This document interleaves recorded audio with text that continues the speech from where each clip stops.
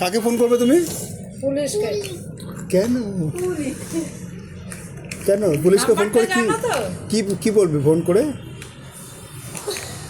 আমি বদমাইশি করছি। ওরে একটু কাঁদো না, একটু ছবি তুলি। না আচ্ছা না বাবা, আমি এক্ষুনি বলেছি তোমাকে, তুমি কথা শুনো না। আচ্ছা আচ্ছা ভাই, চলো মারবো। ভাইকে করবো, হ্যাঁ ভাই করবো। হ্যাঁ, ভাই তো এসছে।